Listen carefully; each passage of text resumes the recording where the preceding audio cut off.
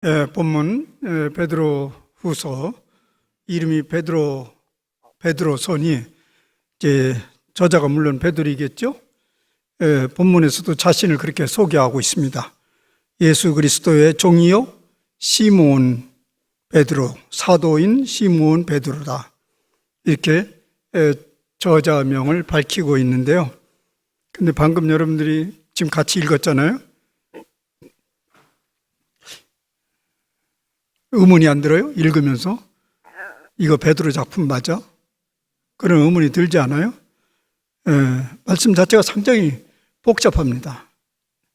그리고 내용도 매우 화려합니다. 다양한 언어를 구사하고 있습니다. 문체도 확신과 힘이 넘칩니다. 그건 혹 베드로답다 생각이 들기도 합니다. 그래서 학자들 사이에서는 이건 베드로 작품이 아니다라는 의견이 우세합니다. 그로부터 영향을 받은 어떤 식자층의 작품이라는 주장이 있기도 합니다. 베드로, 우리가 잘 알고 있는 그 베드로 그 사람하고 잘 어울리지 않는 문체와 내용 때문에 그렇습니다.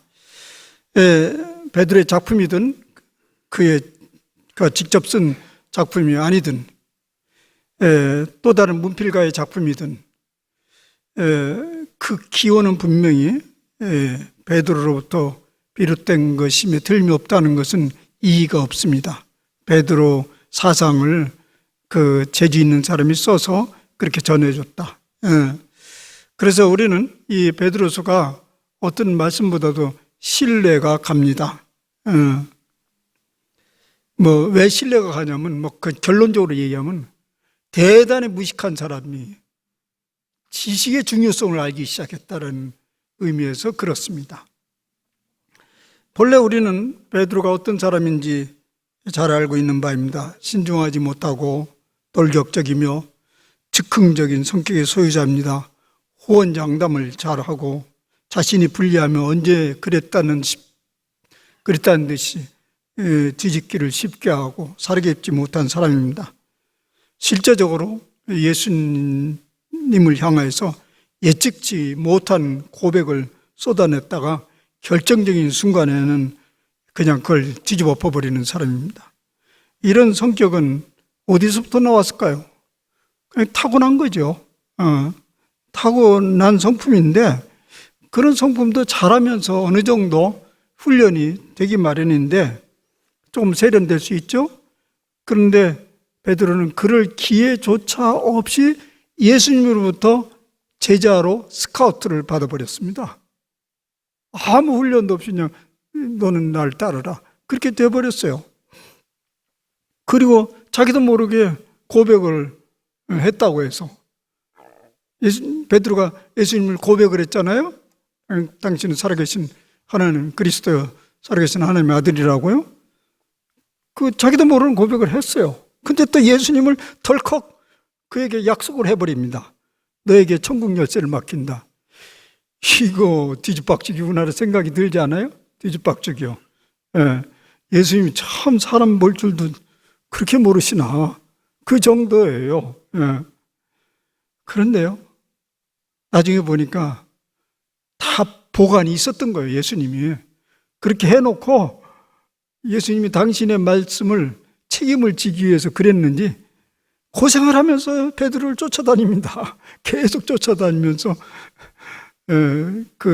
당신의 뜻을 이루고 맙니다. 여러분, 예수님 무서운 분이에요. 그냥 붙들었다 하면 그냥 하고 말아버려요. 그래서 지난주 말씀을 잠시 생각해봤잖아요. 부활하신 예수님은 어부로 돌아간 베드로를 찾아 나섰습니다. 그래서 오순절 다락방에, 그것도 마음에 안 놓여서 오순절 다락방에 성령을 보내셔서 그로 하여금 눈을 뜨게 했습니다. 그것도 마음이 안 놓여서 너는 나를 위해서 죽을 것이다, 승구의 길을 예고하셨습니다. 마침내는 베드로는 그 승구의 길을 걸어갈 것이라는 예언을 내로 예수님은 그를 또 걷도록 하셨습니다. 그런 복잡한 과정 속에서 베드로는 믿음의 비밀을 알아냈습니다. 그런 심정을 가지고 지금 베드로서는 쓰여지고 있습니다. 베드로서가 어떤 성경보다도 그 비밀스러운 믿음의 그 얘기들을 많이 쓰고 있어요. 본인의 경험이죠. 그는 이 글을 쓰면서 이렇게 회상을 했을 것 같습니다. 참으로 무지한 상태에서 천방지축 날뛰면서 동료 친구들을 얼마나 힘들게 했는가. 자신도 인식하지 못한 채 자주 스승인 주님을 얼마나 욕돌리고 아프게 했는지 스스로 생각을 참으로 무식하게 그지없이 살았구나. 그렇게 회상을 했을 것입니다. 그래서 본문에도 보면요, 유난히도 지식에 관한 얘기가 많습니다. 지식. 베드로후서 1장에 2절, 3절, 5절, 6절, 8절에 걸쳐서 꾸준히 지식이라는 말이 계속 튀어나옵니다. 스스로 무지한 상태에서 주님을 따랐다는 것이 얼마나 무모한 일인지를 반영하는 말씀이죠. 또 믿음이 지식과 매우 밀접한 연관성이 있다는 것도 보여주는 말씀입니다. 믿음은 지식을 통해서 자라가야지 그것이 참 믿음이고 풍성한 믿음이 된다는 것을 시사하고 있죠. 그래서 본문은 더 신뢰가 갑니다. 무식해 본 사람이 눈을 떠서 지식이 얼마나 중요한가를 새삼 스럽게 전해주기 때문에 그렇습니다. 베드로의 믿음을 본받았다고 하는 사람들 가끔 보면 열정만 무조건 앞세워요. 근데 보면 내용이 없어. 무엇을 가지고 열정을 내는지 내용이 없어. 베드로는 그것을 알았어요. 그냥 열정만 가지면 되는 줄 알고 그렇게 주님을 따랐던 때 무슨 일이 벌어졌는가? 만약 그가 그런 식으로 계속 주님을 따랐더라면 어찌 됐겠는가? 그 생애가. 그런 우리는 유추해 볼 수 있는 근거가 성경에 곳곳에 있습니다. 예수님이 죽으신 후에 베드로는 고민을 했겠죠. 고민했지만 머지않아 그냥 자기 옛 생업터 갈릴리 바다로 돌아가고 말았습니다. 예수님이 거기까지 쫓아가지 않았더라면 또 그 이후에 그런 지식을 더하면서 믿음의 과정을 밟아가지 않았더라면 베드로의 생애, 예수님을 따랐던 3년의 세월은 호송세월이 되고 말았을 것이고 처음부터 그랬던 것처럼 갈릴리 어부로 남은 생애를 살다가 생을 마쳤을 것입니다. 자신의 생애를 이렇게 돌이켜보면서 알지 못하고 믿는 믿음은 얼마나 위험한 길인가를 절실하게 느끼면서 이 글을 써내려가고 있는 것입니다. 그리스도인들 중에 베드로가 생각을 왜 나 같은 사람이 없겠는가? 그 생각을 한 거죠. 믿는다고 하면서 한 발짝도 전진하지 못하고 제자리에서 빙글빙글 돌면서 열정만 가지고 날뛰는 사람 왜 없겠는가? 열정도 없는 사람은 여기서 뺍시다. 그런 것도 없고 아무것도 없어. 그건 믿음의 사람이 아니죠. 근데 베드로 자신을 생각하니까 그저 믿음의 진보는 실제적으로는 별로 없는데 열정만 가지고 날뛰는 그런 생각을 하면서 베드로는 담담하게 글을 적어가고 이제 노사도가 된 거죠. 뒤에 보면 이제 죽을 날이 얼마 안 남았다고 표현하는 거 보면 물론 자연사는 아니죠. 우리가 잘 아는 대로. 근데 사실 그래서 이 말씀은 더 신뢰가 갑니다. 사실 이것은 유언적 글과 같은 것입니다. 그 바로 뒷절에 보면 그 흔적이 나와요. 1장 14절 15절에는 이런 말씀이 있습니다. 이는 우리 주 예수 그리스도께서 내게 지시한 것 같이 나도 나의 장막을 벗어날 것이 임박한 줄 압니다. 내 힘써 너희로 하여금 내가 떠난 후에라도 어느 때나 이런 것을 생각나게 하노라. 예수님이 예고했잖아요. 너 이제는 내 마음대로 길을 못 갈 것이다. 순교를 예고했는데 이제 직감이 왔어요. 이제 그날이 가까이 왔다라는 것을 알고 내가 할 수 있는 것은 예수님께서 말씀하신 대로 내 양을 먹이라고 했으니 이제 마지막 성도들에게 꼭 전해주고자 하는 그 얘기를 지금 담담하게 쓰고 있는 거죠. 그러니까 유언적 글이죠. 그러니 더 신뢰가 갑니다. 자신이 이제까지 걸어온 경로를 거울 삼아서 그 믿음의 사람들을 바르게 지금 이끌어가고 싶어하는 마음입니다. 이 글의 수신자의 위치와 장소는 분명하지 않지만 이게 사실 베드로서만 수신자가 분명하지 않은 서신이 없어요. 뭐 어디 갈라디아 교회, 에베소서 그러면 지역이 되는 지역이 없고 일반적으로 소아시아에 퍼져 있는 그리스도로 얘기하고 있는데 이 본문에는 수신자를 언급은 합니다. 수신자가 누구냐면 자신과 같이 동일한 보배로운 믿음을 받은 사람들, 자신처럼 동일한 보배로운 믿음을 받은 사람들에게 이 편지를 쓴다. 믿는 사람 얘기하는 거예요. 예. 이 말은 나나 당신들이나 믿음의 뿌리가 동일하다는 거예요. 여기는 무슨 말이 들어있냐면요, 당신들은 좀 시원찮은 믿음인데 나는 우여곡절 속에 여기까지 온 믿음인데 사실은 뿌리는 동일하다, 그 얘기입니다. 그런 사람들이 내가 편지를 한다, 이런 얘기입니다. 여러분, 믿음이라는 것은 각자의 결단이나 자질에서 뿌리를 내리는 것이 아니라는 것을 의미하고 있습니다. 베드로와 동일한 동기라면, 그러면서 그는 믿음의 뿌리를 이렇게 말합니다. 우리 하나님과 구주 예수 그리스도의 의를 힘입어서, 우리 하나님과 우리 주 예수 그리스도의 의를 힘입어서 우리가 믿게 됐다. 당신이나 나나.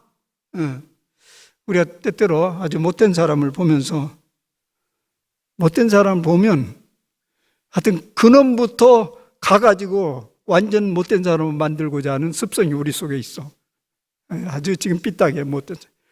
저거 씨가 좋지 않을 거야, 분명히. 씨가 좋지 않아. 그러니 뭐 제대로 될 리가 있어? 우리 속담 그거 있죠? 씨가 좋지 않아. 뭐가 있어요, 우리 속담에? 떡잎부터 알아본다. 근데 그때 떡잎에 봤으면 그게 말이 되는데, 그때는 못 봤으면서 떡잎부터 알아본다. 그런 얘기입니다.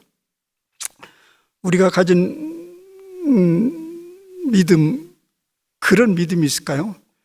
우리가 믿음의 사람들이 많이 있는데, 저 믿음은 아주 떡잎부터 알아보는 믿음이야. 그러니까 저 모양이지. 믿음에는 그런 믿음이라는 건 없어요. 믿음이라는 속성이 그럽니다. 믿음은 뿌리가 다 좋습니다. 좋은 뿌리예요. 우리가 무엇을 안다고 처음부터 예수님을 구세주라고 믿느니 마느니 했습니까? 뭘 안다고 돌이켜보면 뭘 안다고 교회에 나오고 믿습니다 그러냐고요. 믿습니다 물어보면 글쎄요, 난 모르겠는데요. 그러면서 믿음이 시작된 거 아니겠습니까? 무슨 소리인지도 모르면서 따라다녔지 않았어요? 그걸 믿음이라고 합니다. 이것이 시몬 베드로가 경험한 믿음이었습니다. 아무것도 모르면서 주님을 위해서 목숨을 바치겠다고 호언장담하다가 부지불식간에 그 사람하고 나와 아무 상관도 없다고 손사래를 치는 그런 후안무치한 그런 믿음도 뿌리는 괜찮은 뿌리라는 거예요. 주님부터 비롯됐다는 거예요. 그것을 본문에서는 뭐라고 얘기했냐면 우리 믿음은 우리 하나님과 그리스도의 의를 힘입은 것이다. 그러니 그런 믿음, 그러니 이 말을 하는 것은 뿌리는 좋은 거니까 우리의 믿음이 시원찮아도 그것을 가꾸고 자라게 하면 풍성한 믿음이 될 수 있다는 희망을 전해주는 것입니다. 이런 베드로의 가르침에 의하면 믿음이라는 것은 결코 고정된 어떤 신념이 아닙니다. 내가 얼마나 확실히 믿느냐가 중요한 게 아니고요, 얼마나 무엇을 알고 믿느냐가 중요하다는 것을 얘기합니다. 우리는 자주 믿음을 순간적인 어떤 신념으로 생각하는 버릇이 있습니다. 그래서 어떤 때는 마음의 상태에 따라서 굳게 믿기도 하고, 지금 죽어도 내가 천국 갈 수 있어. 믿다가 어떤 때는 믿음이 하나도 없는 사람처럼 돌변해 버리기도 하고. 예를 들면 내가 기분이 술술술술, 기분대로 일들이 술술술 풀려요. 그럼 어쩌라고? 주님이 나와 함께 하신다고 믿음이 아주 충만한 것 같다가 상황이 악화되고 어려워지면 믿음이 술술술 떨어지다가 바닥으로 떨어져 버리는, 아무 보살핌을 느끼지 못하는, 도대체 그 무슨 믿음이요? 그럴 때 우리 스스로 물으면 되겠습니다. 내가 도대체 무엇을 믿기에 믿음이 이 모양인가? 무엇을 믿는데? 무엇이라는 게 지금 문제예요. 내가 믿고 있는 믿음의 내용이 있기는 하는가? 이런 질문을 하라는 것입니다. 이것이 베드로의 경험이었습니다. 그래서 베드로 사도는 그의 서신서의 초두에서 이렇게 시작을 합니다. 하나님과 우리 주 예수를 알므로 은혜와 평강이 너에게 많을지어다. 여기 중요한 것은 하나님과 우리 주 예수를 믿음으로 은혜와 평강이 너에게 더욱 많을지어다 라고 말하지 않고, 하나님과 우리 주 예수를 알므로 은혜와 평강이 많을지어다, 이런 얘기입니다. 우리가 은혜를 받는 순간은 하나님과 우리 주 예수를 알을 얘기하는 거죠. 은혜는 감정의 문제가 아니고 알의 문제라는 것입니다. 아는 것이 없는데 기분이 좋다고 은혜 받았다고 하면 당혹스러워요. 그러면 공연 재밌는 거 보고 나와서도 은혜 받았다 이럴 거 아니에요. 그러니까 이 은혜는 감정의 문제 아니고 알의 문제입니다. 사실 우리가 신앙생활이라는 것은, 신앙생활이라는 건 자꾸 교회 왔다 갔다 하면서 내가 믿는 바를 더 굳게 만드는 것이라기보다는 도대체 내가 믿는 내용이 무엇인가를 계속 알아가는 과정이라고 할 수 있습니다. 그래서 성경을 읽으라고 하고, 묵상하라고 하고, 성경 공부를 하라고 하고, 매주 설교에 귀를 기울이라고 하는 것입니다. 그러니까 우리가 이런 것을 할 때에 관점을 가질 것은 내 마음에 어떤 감정적인 자극이 거기에 몰두할 것보다 내가 모르고 있는 하나님과 우리 주 예수 그리스도를 자꾸 알아가는 데 초점을 맞춰야 됩니다. 보통 말씀을 이제 듣고 앉아 있을 때 이 30분 좀 넘는데 왜 이렇게 길어요? 길게 느껴져. 그래서 뭔가 목사님들이 부담이 돼가지고 길게 안 느끼려고 해서 한번 빵 터지는 소리 한번 하고 예화도 하고 그런 부담을 느껴요. 신학교에서 그렇게 때때로 가르쳐요. 이 30분이 3시간과 같으니까. 미안합니다. 제가 그렇게 재밌는 소리 못했어요. 그래서 저는 이렇게 강압적으로 얘기를 하는 것 같아요. 재밌는 소리 듣고자 하지 말고, 듣고 싶은 소리만 듣고자 하지 말고, 내가 미처 몰랐던 하나님, 여기에서 이 말씀을 더 주님을 어떻게 깊이 알아갈까에 초점을 맞추고 귀를 기울이라는 얘기입니다. 그러면 은혜와 평강이 더 깊어진다는 얘기입니다. 암과 깨달음에 따라서 은혜와 평강이 깊어진다는 얘기입니다. 이게 베드로 자신의 경험이었습니다. 옛날에는 그렇게 생각을 못했어요. 근데 그가 알므로 인해서 그걸 깨달아서 그렇게 얘기한 거죠. 사실 무지는 두려움을 낳습니다. 반면에 알면 평안을 가져다 줍니다. 믿음에 마찬가지입니다. 믿음 보면 뭘 믿느냐? 내가 믿었으니까 죽으면 천국 가는 걸 믿는다고 그렇게 믿습니다. 그런데 그런 믿음이 우리를 그렇게 편하게 하지 않죠. 왜냐하면 왔다 갔다 하게 만들잖아. 알지도 못하면서 무조건 믿으라니 불안할 수밖에 없죠. 사실 믿는 것은 천국이 무엇인지 계속 알아가는 거예요. 저는 지난 5년 이상 천국이 무엇인지를 많이 얘기를 했어요. 왜냐하면 사람들은 그걸 믿는다니까. 믿는 내용이 무엇인지를 전해줬어요. 그러면 점점 자유함을 얻게 되죠. 알게 되면. 또 우리 주님은 누구인가? 또 그분과 관계는 도대체 무엇인가? 알아갈수록 어둠이 점점 고쳐지니 평안이 찾아올 수밖에 없죠. 그래서 오늘 말씀을 내가 알므로 은혜와 평강이 많아지느니라, 이런 말씀을 하시는 거예요. 이 3절에 또다시 알매 문제가 나옵니다. 우리를 부르시는 이를 말미암아, 우리가 은혜와 평강, 우리를 부르시는 이를 알므로. 여러분, 누가 우리를 불렀어요? 알아요? 앞에서 얘기한 대로 우리의 믿음은 우리 하나님과 그리스도의 의를 힘입어서 그분이 부른 거예요. 우리의 믿음으로 불러받았다는 것은 뭐냐면 그 믿음을 가능하게 했던 그분이 누구냐를 묻는 거죠. 우리가 그리스도교의 믿음은 우리 것이 아니에요. 처음부터 그건 우리가 믿는 바예요. 그리스도의 의를 힘입었다는 얘기예요. 근데 그리스도의 의를 힘입었다, 많이 듣는 소리지만 썩 마음에 와 닿지 않죠? 이렇게 비유적으로 설명할 수 있습니다. 우리는 사람을 잘 못 믿죠. 보통 우리 사람 잘 못 믿어요.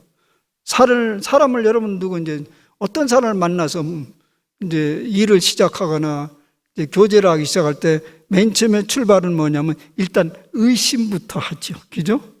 의심부터, 마음에 잔잔한 의심부터 출발됩니다. 충분히 그 사람을 알기도 전에 그 의심부터 달라붙으니 인상이 이러니 저러니 눈초리가 좀 이러니 저러니 하면서 점점 믿을 수 없는 사람으로 몰고 가려는 경향이 있습니다. 우리는 누구도 척 믿지를 못하는 그런 존재인데, 그리스도의 의를 힘입었다는 것은 우리 주님이 우리를 그냥 먼저 믿어주셨다는 거예요. 그리스도께서 잘못 믿는 우리들을 먼저 믿어주셨다는 것이 그리스도의 의를 힘입었다, 이 소리입니다. 전혀 믿을 수 없는 성격의 소유자인 베드로를 예수님께서 믿어주시고 집요하게 쫓았어요. 베드로는 믿을 인물이 못 돼요. 본인도 다른 사람 믿지도 못하고 예수님도 그를 믿을 인물이 못 된 줄 알면서 믿어줬어요.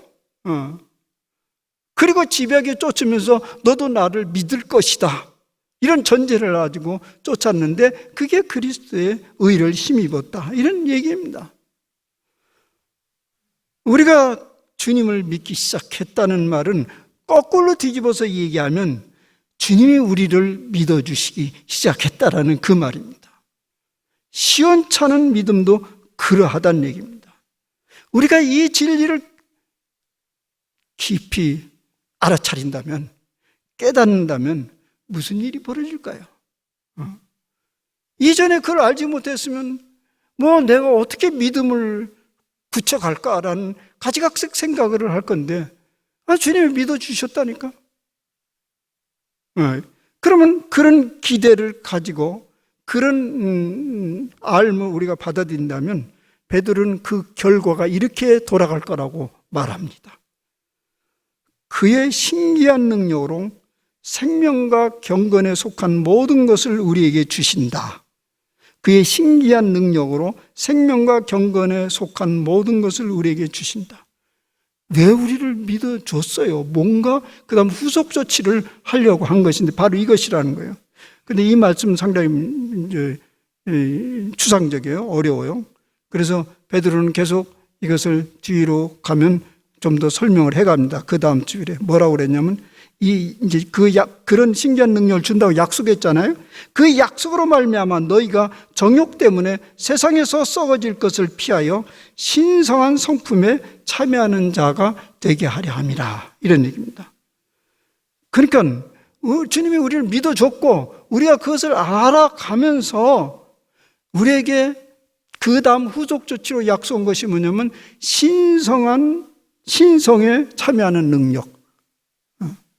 옛날 성경은 신의 성품에 참여한다 이런 얘기인데, 신성한 능력에 참여하는 능력이 우리에게 주어진다.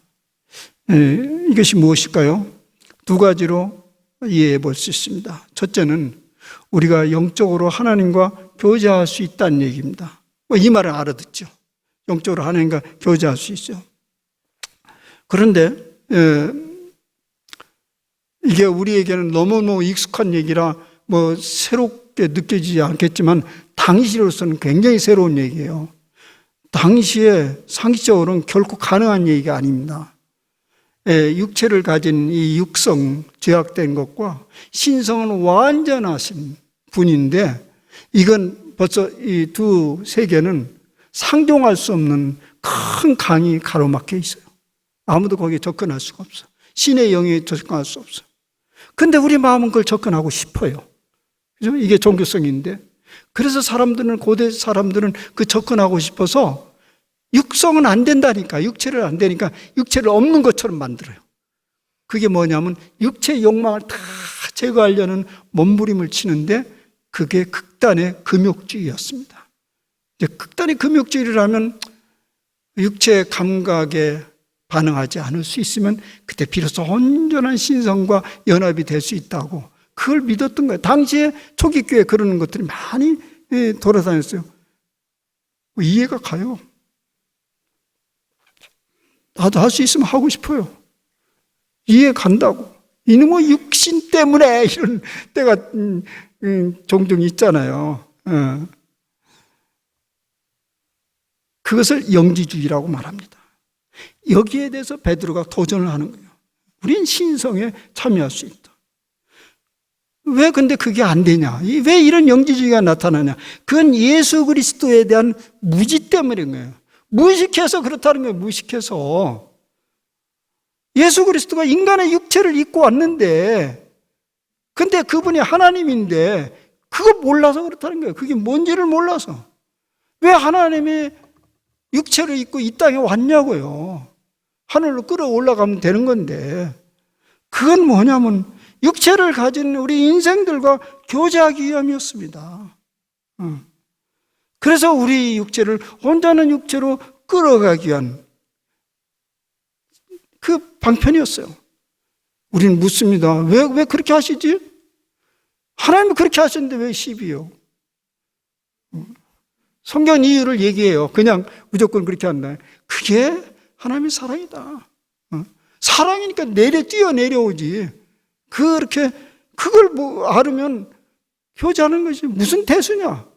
그런 얘기예요. 봐도 일거하에 당시에 그런 팽배한 그 사상을 그냥 무너뜨려 버리는 거죠. 우리가 이런 진리를, 성육신의 진리를 알고 깨닫는다면, 이런 엄청난 하나님의 사랑을 알고 깨닫는다면, 하나님과의 우리의 소통은 그냥 자연스러운 것입니다. 그것을 믿고 살아간다면 이런 일은 안 벌어질 거라는 거예요. 정욕 때문에 세상에서 썩어질 것을 피하게 된다. 여러분, 최선의 것이 보이지 않기 때문에 차선에 매달리는 건 너무너무 우리가 잘 경험하죠. 더 좋은 거 있으면 왜 그걸 매달리느냐고요. 끊임없이 하나님과의 소통하면서 풍성한 은혜를 덧입는다면 왜 썩어질 것에 붙들고 늘어지겠습니까? 다 아는데, 머지않아 다 지나간 일인데. 이것이 바로 신성에 참여하는 것입니다. 하나님과 자연스러운 교제를 가능해. 이 믿음이라는 것은 왜 우리에게 믿음을 왜 믿음을 주셨습니까? 당신과 끊임없는 교제의 삶을 살도록 주신 것입니다. 두 번째, 신성에 참여하는 일이라는 것은 우리가 영원한 생명, 불멸의 무한 존재성에 참여한다는 뜻입니다.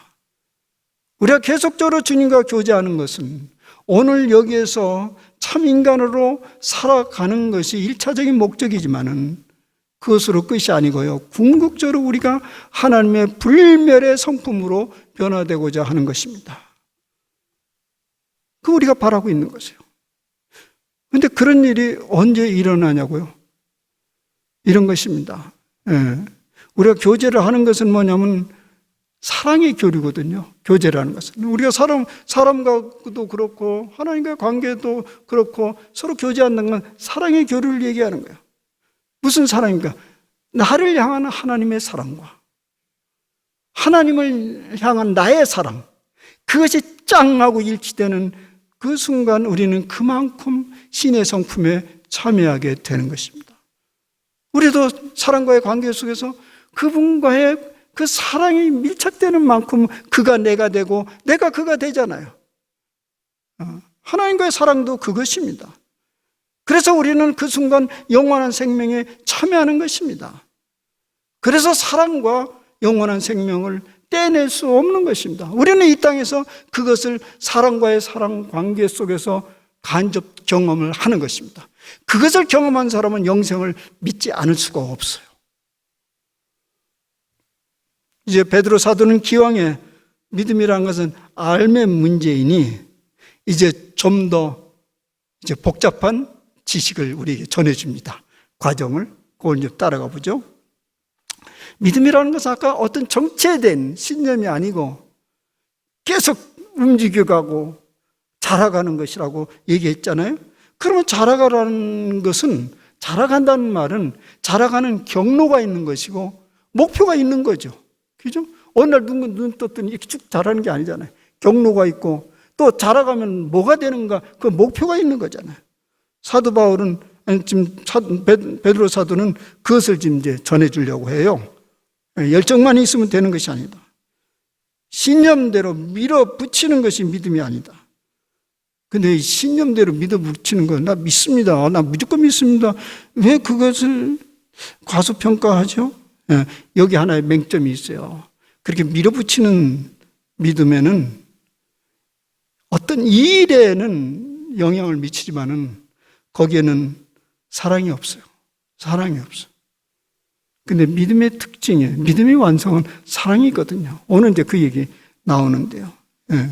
그리스도의 믿음과 사랑은 별개로 생각할 수 없습니다.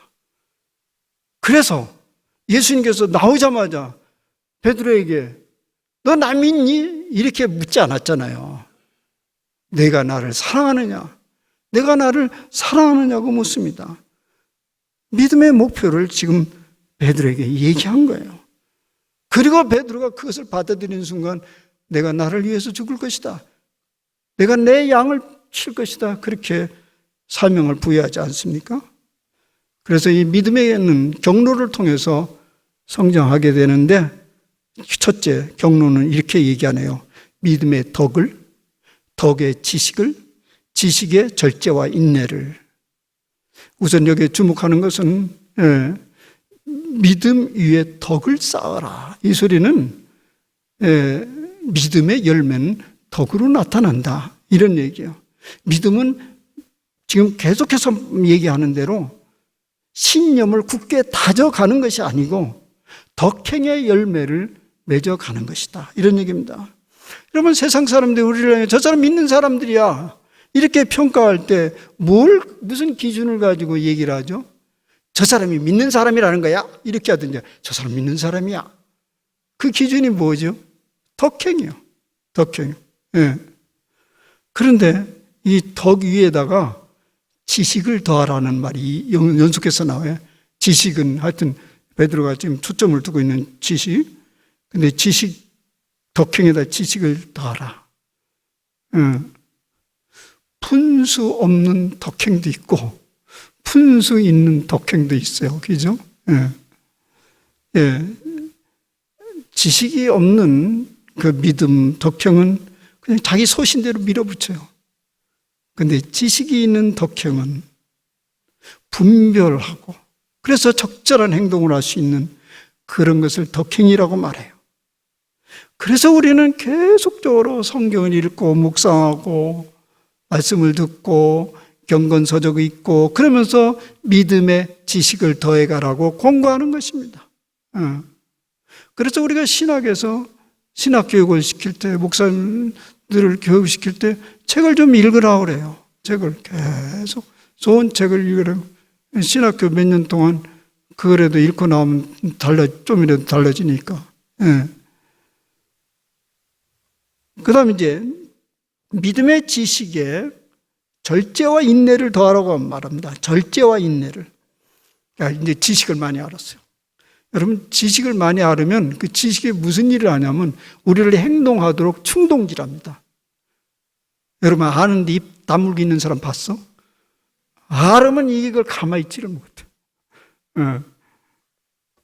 근데 그 아는 지식을 입으로 다 쏟아놓고 그 아는 대로 행동했다고 모든 사람들에게 덕이 됩니까? 덕은 안 되잖아요. 그러니까 절제와 인내가 필요해요. 지식에 절제와 인내. 그냥 아는 거 반만큼만 얘기하고 아는 거 반만큼만 주장하면 그 나머지는 다른 사람에게 귀를 빌려주는 거죠. 그게 덕이요. 아는 거 반을 줄이고 반은 귀를 전해주고. 그걸 일컬어서 오늘 베드로 사도는 뭐냐면 그게 형제와 형제 우애와 사랑으로 넘어가요. 이렇게 쭉 신앙이라는 게 이런 과정을 통해서 자꾸 자라가는 것을 얘기하는 거예요. 그래서 결국 믿음의 완성이 사랑이라는 것을 베드로가 말하고 싶어 하는 거예요. 이런 것을 전체적으로 일컬어서 딱 집약하면 이게 바로 신의 성품에 참여하는 거예요. 신의 성품에. 많은 경우 이거랑 분리하는 경우가 있는데 그게 바로 신의 성품에 참여하는 거예요. 이런 경로로 믿음이 자라가는 사람들의 모습은 이러하다. 이렇게 또 계속 얘기해요.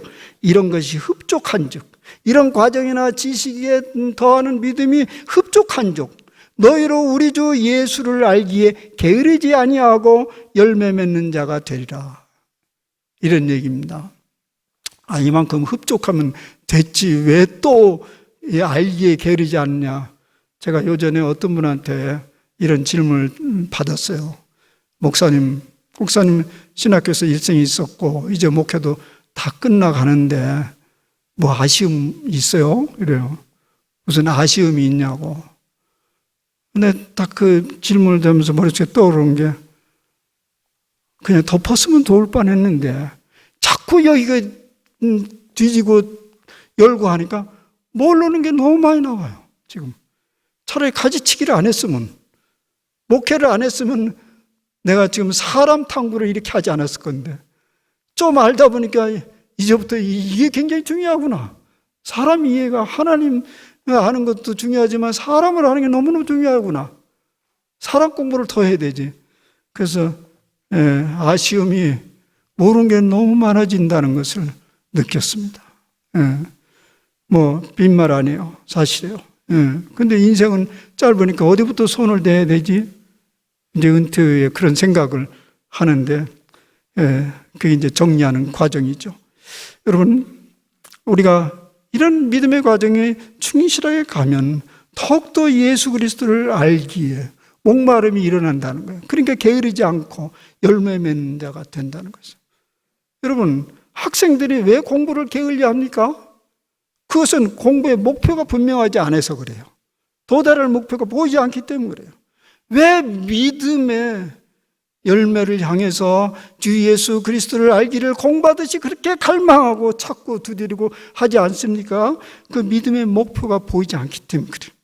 그저 믿어두면 뭐가 되겠거니 그런 것입니다.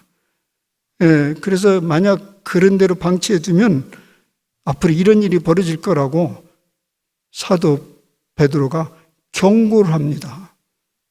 이 경고니까 조심해 들으셔야 돼요. 이런 것이 없는 자는, 이런 과정과 목표 없는 자는 맹인이라 멀리 보지 못하고 그의 옛 죄가 깨끗하게 된 것을 잊었느니라. 저는 조심해야 될 것 두 가지. 맹인이 될까 조심하고, 하나는 영적 치매에 걸릴까 조심하라. 이렇게 말하는 것입니다. 여러분, 계속 믿음에 자라가지 않으면 우리 눈이 점점 근시안적이 돼요. 나이가 들어가면 들어갈수록 점점 애착이 더 강해지고 이 목숨에 매달리는 힘이 더 강해지고 자꾸 근시안적으로 봐요. 자꾸 자라가지 않으면.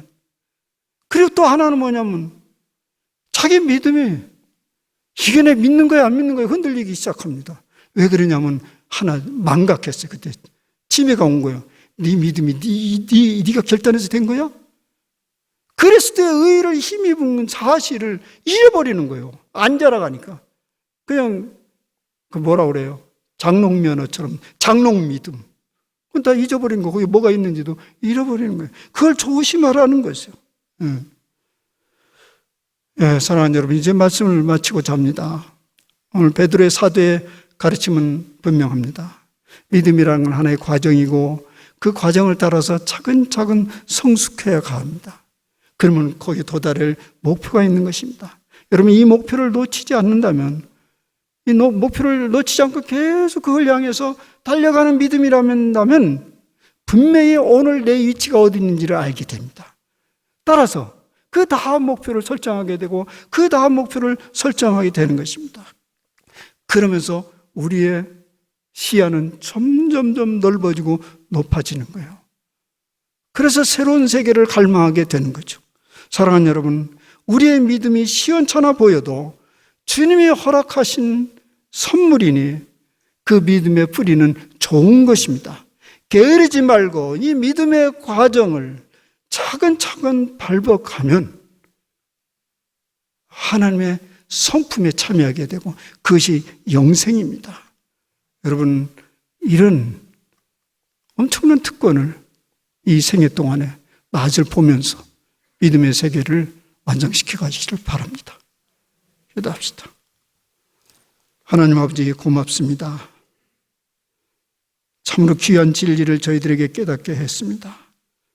아무것도 모르고 천방적중 날뛰면서 사람들을 힘들게 하면서 자신이 수제자이니 첫째가는 제자이니 믿음이 좋은 자니 하던 그 베드로를 주님께서 차근차근 가르치시고 일깨워 주셨습니다.